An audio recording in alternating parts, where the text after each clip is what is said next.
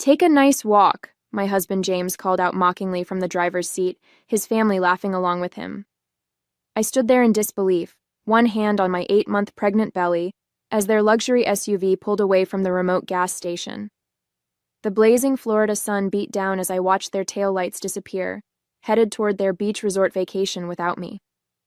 My name is Kayla Thompson, and until that moment, I thought I knew what betrayal felt like. But watching my husband of 3 years abandon his pregnant wife at a gas station in the middle of nowhere, that was a whole new level of cruelty. His mother Diana and sister Ashley were in the back seat, and I could still see their smirking faces as they drove off. It had started as a normal bathroom break during our road trip to Daytona Beach. I'd asked James to wait while I used the restroom, as walking was becoming increasingly difficult in my 3rd trimester. When I came out, I saw them all laughing and pointing at me through the car windows. Before I could reach the vehicle, they drove away, leaving me stranded in the scorching heat. The gas station owner, Tom, an older gentleman with kind eyes, witnessed the whole thing. He immediately brought me inside the air-conditioned store and offered me a cold drink. "I've got security cameras covering the whole property," he said, his voice tight with anger. "What they did, that's not right." I sat in his small office trying to process what had just happened. My phone was in the car, along with my purse and everything else. I was literally stranded with nothing but the sundress I was wearing. Tom's wife, Barbara, who helped run the store, brought me some water and crackers. "I'm calling the local news," Barbara declared, her face flushed with righteous anger. "People need to see this. What kind of man leaves his pregnant wife stranded, and his family laughing about it? This isn't right." I should have felt embarrassed or tried to stop her. Instead, I felt a strange sense of calm wash over me. Let them call the news. Let everyone see exactly what kind of man James Wilson really was. As I rubbed my swollen belly, feeling my baby girl kick, I knew this wasn't just about me anymore. This was about protecting my daughter from a family that thought cruelty was amusing. Looking back, there had been warning signs about James and his family from the beginning. When we first met at a charity gala 3 years ago, James seemed different from his family, kinder, more genuine. He was a corporate executive at Florida Values Insurance, a company that prided itself on traditional family principles. I was a kindergarten teacher who loved my work with children. We fell in love quickly, and despite his family's subtle disapproval, we got married within a year. Diana, my mother-in-law, ran the prestigious Wilson Family Foundation, which organized high-profile charity events in Jacksonville. She never missed an opportunity to remind me that I didn't quite fit into their social circle. "It's sweet that you work with children," she would say, her voice dripping with condescension, though I always hoped James would marry someone more accomplished. Ashley, James's sister, was even worse. She'd orchestrated countless social situations designed to humiliate me, like the time she invited me to a casual lunch that turned out to be a formal charity board meeting, leaving me mortified in my simple sundress among women in designer suits. "Oh, I must have forgotten to mention the dress code," she'd said with a smirk. But James had always defended me, at least in the beginning. That changed when I got pregnant. It was as if a switch flipped in him. Suddenly, he started agreeing with his mother's criticism, laughing at his sister's cruel jokes, and treating me like I was an embarrassment. Tom's voice brought me back to the present. "The news crew will be here in about an hour," he said, checking his phone. "And I've got the security footage ready. Shows everything clear as day." Barbara handed me another bottle of water. "Your hands are shaking, dear. When was the last time you ate?" I realized I'd missed lunch, caught up in the excitement of the trip that was supposed to be our last vacation before the baby came. James had insisted his family join us, claiming it would be good for family bonding. "I should have known something was wrong when he made me sit in the back seat so his mother could sit up front," I said quietly. "He said it was because she gets carsick, but they were whispering and laughing the whole time." Barbara's face hardened. "Well, they won't be laughing when everyone sees what they did. My nephew works at Channel 7 News. Trust me, this story won't stay quiet." While waiting for the news crew, I borrowed Tom's landline to call my best friend Nicole. She'd never trusted James or his family, especially after what happened at my baby shower last month. Kayla, thank God you're okay, Nicole answered. You need to see what they're posting on social media right now. Tom turned his computer monitor toward me, logging into Facebook. There, on James's page, was a series of photos posted just 20 minutes ago. My hands shook as I read the caption. Finally free for a relaxing family vacation. Some people just can't handle the Wilson lifestyle. Beach life. Family first. The photos showed James, Diana, and Ashley lounging by the resort pool, cocktails in hand, acting like nothing was wrong. Comments from their social circle poured in, all laughing and congratulating them on their escape. There's more, Nicole said grimly. Diana's foundation just announced a fundraiser for family values and responsibility next week. The hypocrisy is unreal. Tom's security footage was playing on his other monitor. I watched myself walking out of the bathroom, pregnant, belly prominent, as James's SUV deliberately pulled away. The sound was clear enough to pick up their laughter. Those aren't people, Barbara muttered, watching the footage. They're monsters. My phone was still in the car, along with my hospital bag. The bag I'd packed carefully with everything I might need, given how close I was to my due date. The realization hit me hard. They hadn't just abandoned me. They'd deliberately put my baby at risk. A sharp pain shot through my abdomen. Barbara noticed immediately and grabbed my hand. Honey, are you having contractions? Just Braxton Hicks, I assured her, but another pain made me gasp. At least I think they are. Tom was already on the phone with emergency services. Better safe than sorry, he said. The nearest hospital is 40 minutes away. As if on cue, a local news van pulled into the parking lot. The reporter, a woman named Jennifer Parker, took one look at my condition and made an executive decision. We're getting you to the hospital first, she said firmly. We can do the interview there. This story isn't just about abandonment anymore. It's about endangering an unborn child. As they helped me into the news van, I saw more media vehicles approaching. Apparently, the story had already caught attention. My hands shook as another contraction hit, this one stronger than before. The doctors will take good care of you, Jennifer assured me, holding my hand as they drove. And we'll make sure everyone knows exactly what kind of people the Wilsons really are. Looking out the window at the gathering media circus, I realized this had become much bigger than just me. Sometimes, the worst moments in our lives lead to unexpected justice. The hospital's maternity ward became an unexpected headquarters for what was quickly turning into a viral news story. My contractions had subsided. False labor brought on by stress, the doctors said, but they wanted to keep me overnight for observation.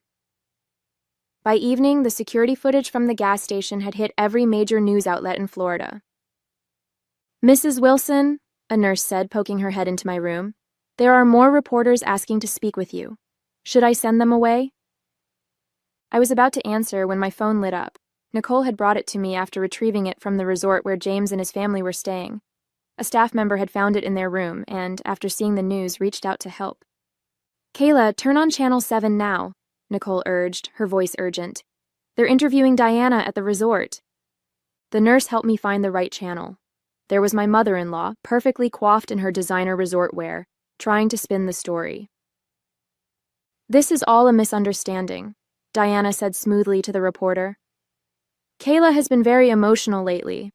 Pregnancy hormones, you understand. She asked for some time alone, and we respected her wishes. The reporter wasn't buying it. We have security footage showing your son and your family laughing as you drove away. Mrs. Thompson had no phone, no purse, and was 8 months pregnant in 95-degree heat. How do you explain that? Diana's composed facade cracked slightly. The footage must be misleading. Our family foundation has always stood for traditional values. The feed cut to the security video, showing their SUV pulling away as they laughed. The audio was crystal clear. Take a nice walk, James's mocking voice rang out. My phone started buzzing with notifications. The Wilson Family Foundation's social media pages were being flooded with outraged comments. Their major donors were publicly withdrawing support. James's company, Florida Values Insurance, was trending on Twitter. "Your story's gone national," Jennifer Parker said, walking into my room with her camera crew. "People are furious. Do you want to make a statement?" I thought about James and his family, probably still lounging by the pool, thinking they were untouchable. I thought about other women who might be trapped in situations with people like them. "Yes," I said, sitting up straighter in the hospital bed. "I want to talk about what happened." The interview was raw and honest. I described how James's behavior had changed during my pregnancy, how his family had orchestrated this vacation to humiliate me. I talked about the baby bag with my medical information that they'd driven away with, showing how little they cared about my child's safety. As I spoke, more messages flooded in. James's colleagues were publicly distancing themselves. His company's CEO had released a statement saying they were deeply concerned about the incident and would be reviewing the situation. "Mrs. Thompson," Jennifer said gently, "your story has struck a nerve. Women across the country are sharing similar experiences of emotional abuse and abandonment. You've started a movement." I placed my hand on my belly, feeling my daughter kick. "I'm not doing this for revenge," I said to the camera. "I'm doing this because no one should have to experience what I did today, and my daughter needs to know that her mother stood up to bullies even when those bullies were family." By morning, the story had exploded beyond anything I could have imagined. Tom, the gas station owner, appeared on a national morning show, sharing how his security cameras had captured not just the abandonment, but a disturbing conversation before I'd come out of the bathroom. "They were planning it," Tom revealed to millions of viewers. The audio picked up the mother-in-law saying, "This will teach her to embarrass our family." They were laughing about leaving a pregnant woman stranded. Who does that? Nicole rushed into my hospital room, her face flushed with news. "Kayla, you need to see this. Someone leaked emails from Diana's foundation." She held up her tablet, showing me internal communications from the Wilson Family Foundation. The emails revealed a calculated campaign to isolate me from James, with Diana explicitly stating that a pregnant kindergarten teacher wasn't Wilson material. But the real bombshell came from Ashley's leaked texts to James. "Once the baby's born, we'll have grounds to claim she's an unfit mother. Your position at Florida Values Insurance and Mom's Foundation connections will make sure we get custody." The revelation hit me like a physical blow. This wasn't just about humiliating me. They'd been planning to take my baby. "Mrs. Thompson?" A man in a suit appeared at my door, introducing himself as Michael Roberts, Florida Values Insurance's Chief Ethics Officer. "May I speak with you privately?" After Nicole stepped out, he got straight to the point. "We've terminated James's employment, effective immediately. Our company cannot be associated with someone who would endanger a pregnant woman and deliberately plan to separate a mother from her child." He handed me a folder. These are screenshots from James's company email, showing he used corporate resources to research custody lawyers specializing in maternal fitness cases. "We're turning everything over to your legal team." My hands shook as I read through the documents.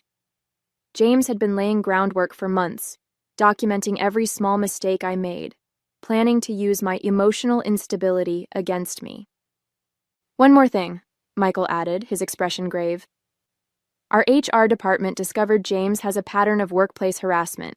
Several female employees have now come forward with complaints they were previously afraid to file. This goes beyond your situation, Mrs. Thompson. You've exposed a systemic problem." As he left, Jennifer Parker returned with breaking news. Diana's largest charity partners were publicly cutting ties with the Wilson Family Foundation. The prestigious country club where they held their social events had revoked their membership. Their carefully constructed world of influence was crumbling. "The resort just asked them to leave," Jennifer reported. "Their guests were complaining about sharing space with those horrible people from the news. They're being escorted out as we speak." My phone buzzed. A message from an unknown number. It was from James's assistant at Florida Values Insurance. I saved the dashcam footage from his company car. He and his mother were planning this for weeks. I couldn't stay silent anymore. I looked out my hospital window at the gathering media crews. thinking about how quickly truth can come to light. The Wilsons had planned to destroy me, but their own actions had destroyed themselves instead. The next day brought an unexpected visitor, James's former executive assistant, Amanda, clutching a thick folder and looking nervous. "I can't keep quiet anymore," she said, sinking into the chair beside my hospital bed. "The custody plan? It wasn't just about getting the baby. There's money involved, a lot of it." Amanda spread out documents across my bed, insurance policies, trust fund papers, and financial statements painted a disturbing picture. James and his family had taken out several policies related to my pregnancy, including a substantial life insurance policy I'd never known about. "They were planning to paint you as unstable," Amanda explained, her voice shaking. "The abandonment wasn't just cruelty, it was meant to provoke a stress reaction they could document. If you'd gone into labor at that gas station..." The implications made me feel ill. Nicole, who had been quietly listening, spoke up. "We need to get this to the FBI. This isn't just a viral news story anymore. It's attempted insurance fraud." Jennifer Parker arrived just as we were reviewing the documents. "We need to be careful how we handle this," she advised. "The Wilsons still have powerful friends. They're already trying to spin this as a publicity stunt." As if on cue, my phone lit up with a notification. Diana had posted a video statement on the Foundation's website, tears streaming down her perfectly made-up face. "We only wanted to protect our grandchild," she claimed. "Kayla's erratic behavior had us deeply concerned. We never meant..." The video cut off as another call came in, James himself. After conferring with Jennifer and Amanda, I put it on speaker. "Kayla, baby, please," he begged, his voice honey-sweet. "This has all gotten out of hand. Let's talk privately, work things out. Think about our daughter. She needs her father." I thought about the insurance policies, the custody plans, the calculated cruelty. "You're right, James. She does need her father, just not one who would risk her life for a financial scheme." "What are you talking about?" His voice turned sharp. "Be careful what you say, Kayla. Remember who you're dealing with." "No, James. Remember who you dealt with. A kindergarten teacher who knows how to document everything, who has witnesses, security footage, and now your own paper trail, who has the national media watching every move you make." The line went silent for a moment. When he spoke again, the fake sweetness was gone. "You'll regret this. My family..." "Your family is finished," I cut in. "Check your phone. The FBI just announced an investigation into the Foundation's finances. Apparently someone sent them some very interesting documents." Amanda smiled grimly as she hung up her own phone. "The federal agents just arrived at the motel where they're staying," she reported. "The insurance company's fraud division is cooperating fully." I rubbed my belly, feeling my daughter kick strongly. "She's going to grow up knowing her mother stood up to bullies," I said softly. "That's worth more than any trust fund." Jennifer's camera crew captured the moment the FBI led Diana out of the motel in handcuffs, her perfectly crafted image crumbling as she faced the consequences of her actions. Sometimes justice comes in unexpected ways. 1 week later, I sat in my hospital room cradling my newborn daughter Lily, who had decided to make her entrance 2 weeks early, perfectly healthy and beautiful. The TV mounted on the wall played coverage of the Wilson family's downfall. "Breaking news: federal investigators have uncovered a pattern of insurance fraud at the Wilson Family Foundation," the anchor announced. "Sources say the attempted exploitation of a pregnant woman was just the tip of the iceberg." The footage cut to James being led out of his lawyer's office in handcuffs, no longer the polished executive but a desperate man facing federal charges. Diana's foundation was being dissolved, its assets frozen. Ashley's social connections had evaporated overnight. Tom and Barbara from the gas station had sent flowers, along with a note. "Your daughter has a strong mother. That's worth more than any fancy family name." Nicole helped me adjust Lily's blanket as we watched James's company CEO make a statement. "Florida Values Insurance is establishing a fund for victims of domestic manipulation and financial abuse. The seed money comes from the bonus we withdrew from James Wilson upon his termination." I looked down at Lily, sleeping peacefully in my arms. She would grow up knowing her mother's strength, not her father's cruelty. Sometimes the best revenge isn't about getting even, it's about breaking free and building something better from the ashes. 3 months later, I returned to my kindergarten classroom, greeted by supportive parents and administration that had stood by me throughout the ordeal. On my desk sat a framed newspaper article.